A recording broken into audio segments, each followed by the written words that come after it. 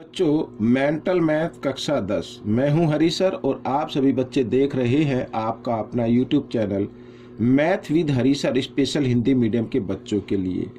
आपको प्रैक्टिस करनी है, अच्छी रैंक लेके आनी है बच्चों, इसलिए मैं वीडियो बना रहा हूं ताकि आप अच्छी रैंक और अच्छे मार्क्स लेके आए, प्राइज लेके आए। ठीक है, तो आपको सिर्फ प्रैक्टिस करनी है। आइए करना शुरू करते हैं। क्वेश्चन नंबर 19 क्या कहता है? क्वेश्चन नंबर 19 बहुत ईजी है। ठीक है, आइए तो बच्चों देखो, ये रहा आपके सामने, बहुत ही आसान है। नीचे दिए गए गुणनखंड वृक्ष की सहायता से 2xy का मान बताना। 2xy का मान बताना है, तो x का मान बताना है। अब देखो ध्यान से, इधर 510 को 2 से गुणा कर दे, यहाँ पर गुणा का है। ठीक है, गुणा करे तो 1020 आएगा। अब 255 को बच्चों यहाँ पर किससे गुणा करेंगे? 510 हो जाए, ठीक है ना, तो 2 आएगा। 255 को अगर 2 से गुणा कर देंगे तो 510 आ जाएगा। अगर ऐसे नहीं पता चलता तो इस 510 को 255 से भाग दे लो तो यहाँ पे नंबर आ जाएगा। तो x बराबर कितना आएगा? 2 आ जाएगा। ठीक है, अब बच्चों यहाँ पर ये आ गया। अब 255 दिया हुआ है। अब जैसे इसमें 255 को यहाँ पर 3 से गुणा करना है, किसी नंबर को 3 से क्या करना है? गुणा करना है बच्चों यहाँ पर। तो गुणा करने पर कितना आना चाहिए? 255 आना चाहिए। अब नहीं पता चला भाई 3 से, तो आप क्या काम करें? 255 को ना 3 से भाग कर ले तो नंबर आपके सामने आ जाएगा। 3 अट्ठे 24, ठीक है ना, इस तरीके से 1 5 और 3 पंजे 15, तो कितना आ गया? 85 आ गया। तो y बराबर कितना होगा? 85 होगा। y बराबर क्या होगा? 85 होगा। अब लिखा है कि 2xy का मान बताओ। 2xy का मान बताना, यानी 2x जगह x का मान और y की जगह y का मान, इस तरीके से। ठीक है, 2 दूनी 4, 4 पंजे 20, 20 की 0 हासिल 2, 4 अट्ठे 32 और 2 34। ये आपका उत्तर आ गया, हो गया। आइए करते हैं प्रश्न नंबर 20। प्रश्न नंबर 20 भी कुछ इसी तरीके से है।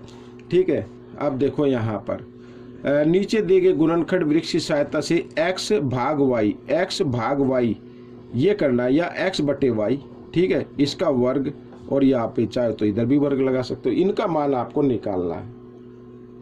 अब देखो, अब क्योंकि गुणनखंड है तो गुणा करनी होगी। 3 तिया कितना होता है? 9, तो y बराबर कितना आ जाएगा? 9 आ जाएगा। ठीक है, यहाँ पर 9 है। ठीक है, अब इधर इसको तो छोड़ो, यहाँ पे 27 गुणा 2, गुणनखंड है ना, तो गुणा 27 दूनी 54, तो 54 आ जाएगा। तो x का मान कितना होगा? 54 होगा। ठीक है, हमें क्या मान ज्ञात करना है? ये लिख लो, ये लिख लो। x का मान ऊपर रखो 54 और y का मान रखो नीचे, और यहाँ पर कर दो घात 2। ठीक है, 9 एकम 9, 9 छिक 54।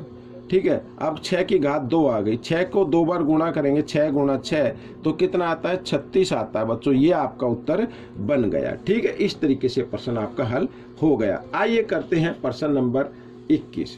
तो प्रश्न नंबर 21 क्या कहता है? ये रहा आपके सामने, बहुत ही आसान है। ये देखो प्रश्न नंबर 21 क्या कहता है? a का मान बताओ जिसके लिए Pn बराबर a घटा 5n अंक 0 पर समाप्त होता हो। 0 पर समाप्त होना यानी कोई भी नंबर हो, इकाई के अंक पर 0 आती हो, ये हमें बताना है। और बच्चों हमेशा एक चीज याद रखनी है, इकाई के अंक पर 0 तभी आएगी जब कोई संख्या 2 गुणा 5 के गुणनखंड के रूप में आएगी। इसके अलावा और कोई नंबर नहीं आना चाहिए। 2 गुणा 5 ये जरूर आना चाहिए। ठीक है, ये जरूर आना चाहिए। और इसका अगर यहाँ पर घात कितनी भी लगा दी जाए, जैसे n है, मान लीजिए ये प्राकृत संख्या है, तो यहाँ पर कोई भी घात हो तो वो हमेशा 0 से समाप्त होगी। ठीक है ना। अब ये Pn बराबर है इसके।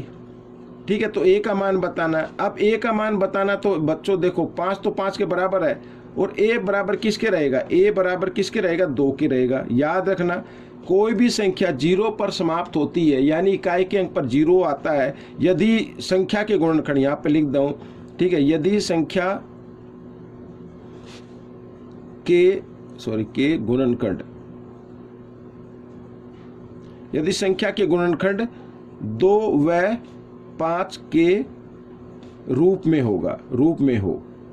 ठीक है, ये 2 व 5 के रूप में, यानी गुणनखंड 2 व 5 के रूप में हो। ठीक है, ये भी नहीं होना है कि 2 की आए, दोनों आने चाहिए। 2 गुणा 5, 2 व 5। ठीक है, मैंने यानी लिखा है 2 गुणा 5, इस तरीके से। तो ये हो गया।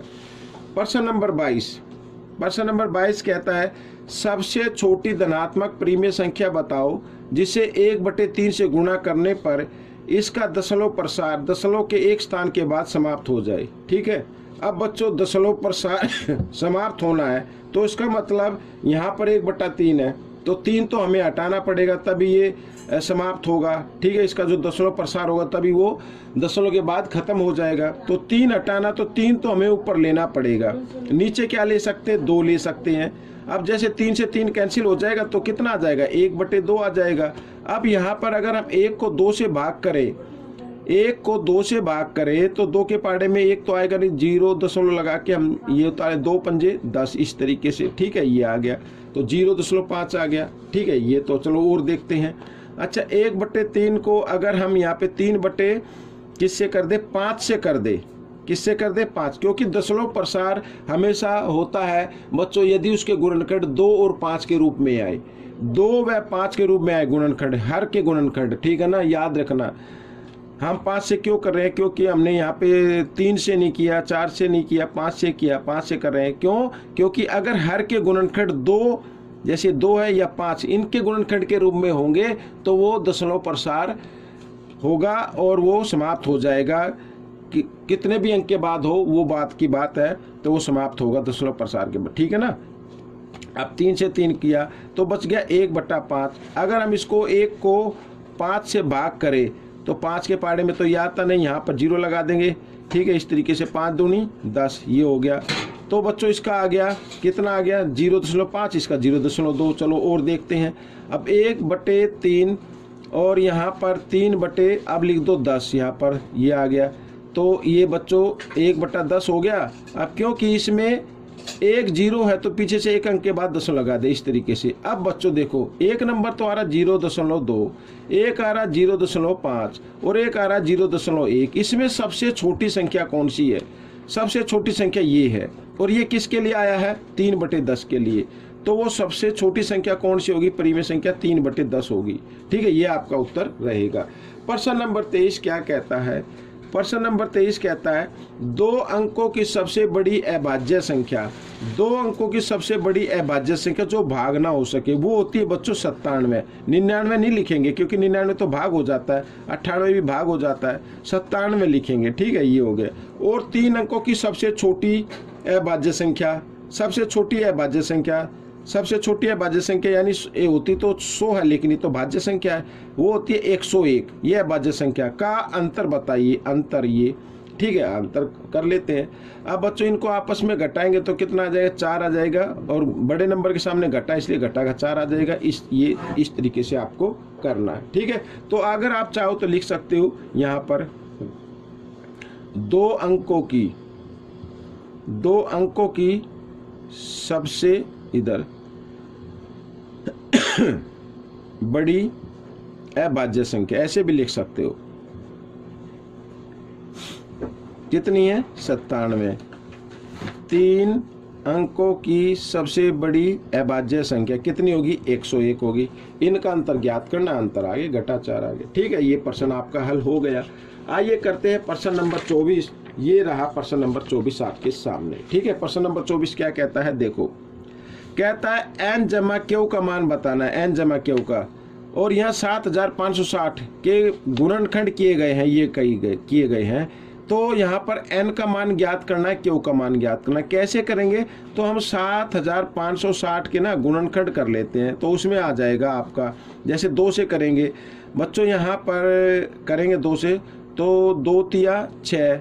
ठीक है, 1 बचा 15 हो गए, 2 सत्ते 14, फिर 2 अट्ठे 16, 0 की 0। ठीक है, इस तरीके से 2 से फिर करेंगे, 2 एकम 2। ठीक है, 1 और 7 17 हो गए, 2 अट्ठे 16 या 2 नीम 18, 0 की 0, इस तरीके से। ठीक है, फिर 2 से 2 नीम 18। ठीक है, यहाँ पर 18 कंप्लीट हो गया, 9 बचा, 2 चौक 8 और 2 पंजे 10, इस तरीके से। अब ये करना है किससे, 3 से कर लीजिए, 2 से तो होगा नहीं। 3 तिया 9, आगे 4 आ गया, 3 एकम 3 और 3 पंजे 15, इस तरीके से। ठीक है, 3 से फिर 3 एकम 3, आगे फिर आता है 1 पे पाड़ा नहीं चलेगा तो 0 लगा के दोनों अंक लेंगे, 3 पंजे 15, इस तरीके से। अब फिर 3 से कर लेते हैं, 3 से हो जाएगा, 3 तिया 9, ठीक है, एक बचा और 3 पंजे 15। अभी आ गया 35, 35 के इधर कर लेते हैं बच्चों। ठीक है, अब 5 सत्ते 35, अब 7 एकम 7। तो अगर हमने इसके गुणनखंड किए, मैं इधर लिख लेता हूँ, 7560 के अगर हमने गुणनखंड किए तो 2 के रूप में आया। 2 कितनी बार है? 1 2 3, 2 की घात 3 लिखेंगे।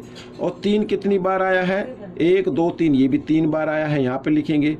ठीक है, गुणा, और फिर आया 5 और फिर आया 7। अब देखो बच्चों, 7 तो 7 के बराबर रहेगा, क्यों किसके बराबर रहेगा? क्यों रहेगा 5 के बराबर। ठीक है, और n किसके बराबर रहेगा? यानी n 3 की घात है, और यहाँ पे 3 की घात कितनी है? यहाँ 3 की घात है ना n, और यहाँ 3 की घात कितनी है?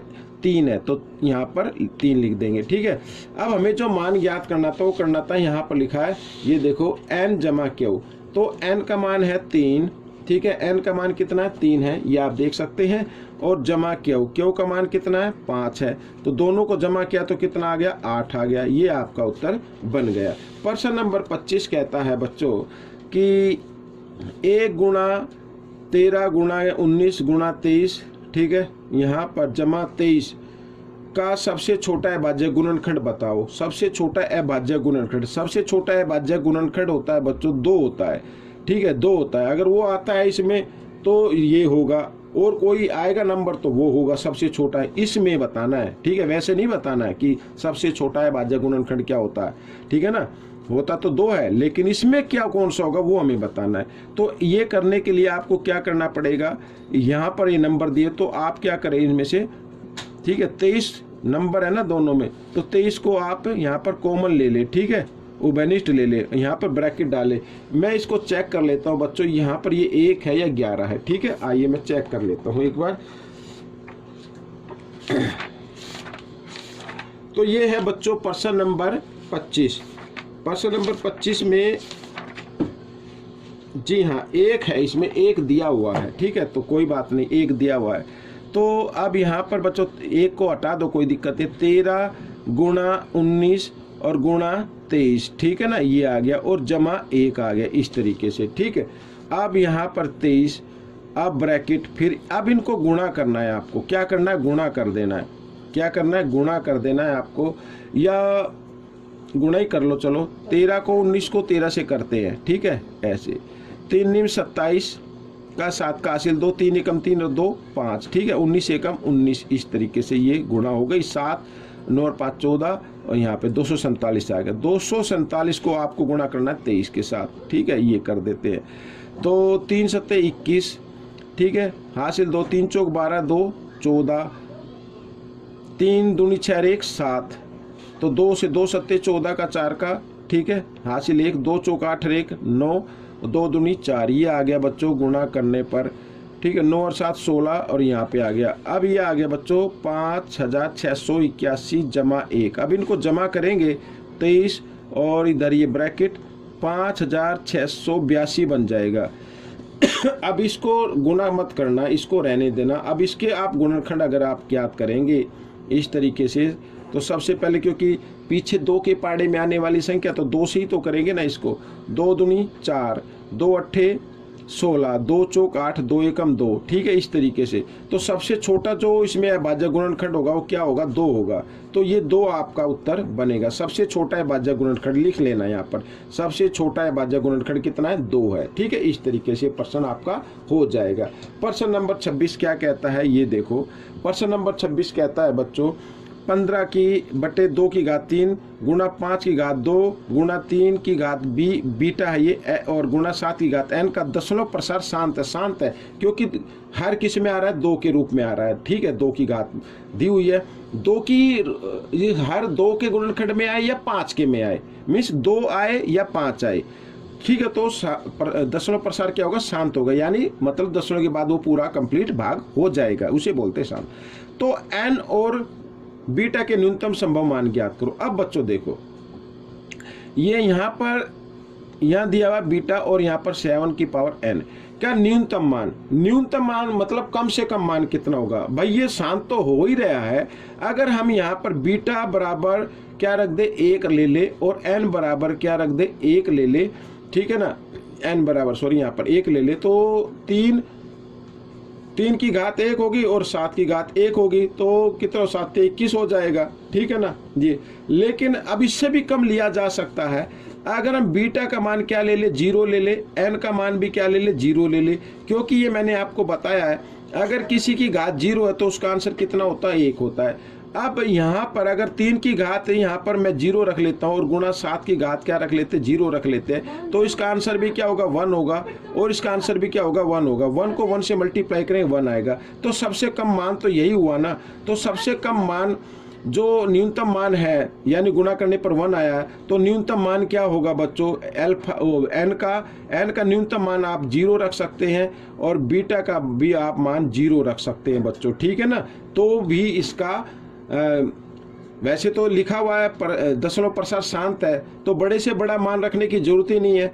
न्यूनतम मान रखना है तो न्यूनतम मान आप भाई न्यूनतम वैसे संख्या देखें तो सभी के मन में आएगा कि 1 होता है, लेकिन 1 से भी छोटा नंबर होता है एक 0, अगर उसको रख दे तो उसका आंसर होगा 1, और अगर 1 रखेंगे तो 3 की पावर 1 का मतलब 3 होता है, और 3 की पावर 0 का मतलब होता है 1। तो 1 छोटा हुआ ना, तो यहाँ पर न्यूनतम मान क्या रखेंगे, बीटा का 0, और एन का मान भी रखेंगे 0। तो ये बच्चों आपका प्रश्न हल हो गया। अब हम करेंगे प्रश्न नंबर 27। मेरे ख्याल में प्रश्न नंबर 27 अभी है नहीं लिखा हुआ, कोई बात नहीं, अगले भाग में कर लेते हैं, और वीडियो भी काफ़ी लंबी हो रही है। तो बच्चों ये वीडियो मैं यहीं पर समाप्त करता हूँ। आप सभी बच्चों से रिक्वेस्ट करता हूँ कि इस वीडियो को पूरा देखें, स्किप ना करें, और इसमें से देखकर प्रैक्टिस कीजिए बच्चों। देखो प्रैक्टिस ही करने से आपकी अच्छी रैंक आएगी, अच्छे मार्क्स आएंगे। मैं बता रहा हूँ उससे नहीं आएंगे, सुनने से नहीं आते हैं। टीचर स्कूल में बताता है, वो भी उसकी भी बातें सुनते हैं आप, और मेरी भी बातें सुन रहे हैं, तो सुनने से तो नहीं आएगा ना, तो आपको प्रैक्टिस करनी पड़ेगी। मिलेंगे अगले भाग में, तब तक के लिए धन्यवाद।